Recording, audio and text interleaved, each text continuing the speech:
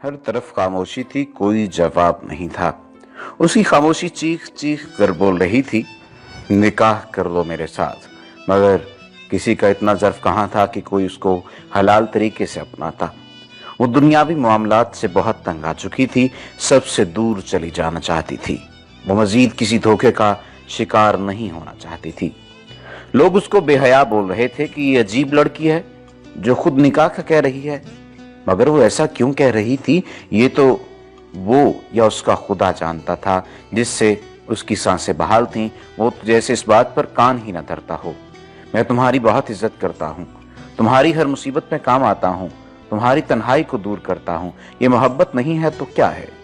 मुझे ऐसी जिंदगी नहीं जीनी, मुझे हमेशा तुम्हारे साथ जीना है, तुम्हारे साथ मरना है, तुम्हारे निकाह में रहना है। मगर मैं बहुत मजबूर हूँ, मैं मंगनी शुदा हूँ, मैं तुमसे शादी कैसे कर सकता हूँ? मैं शादी उस लड़की से करूंगा जो लड़की मेरे वालिदैन ने चुन रखी है। तुम भी ये सारे ख्वाब देखना छोड़ दो, इतना काफी है कि मैं तुम्हारे साथ हूँ। मैं आपसे पूछती हूँ कि क्या ये काफी है? क्या मोहब्बत शरीयत के खिलाफ कर लेना जायज़ है, वो भी माँ बाप की मर्जी के बिना? क्या फिलवक्त का साथ माँ बाप की मर्जी के खिलाफ मुमकिन है? जहाँ बात अपनाने की आ गई तो ये बात वालिदैन के फैसले पर आ गई। क्यों हमेशा लड़की ही क्यों मुंह के बल गिरे? लड़की थी ना, इसीलिए नादान थी कि कभी ये वक्त उस पर जरूर आएगा। मगर वो तो अपनी ही दुनिया में गायब हो चुकी थी।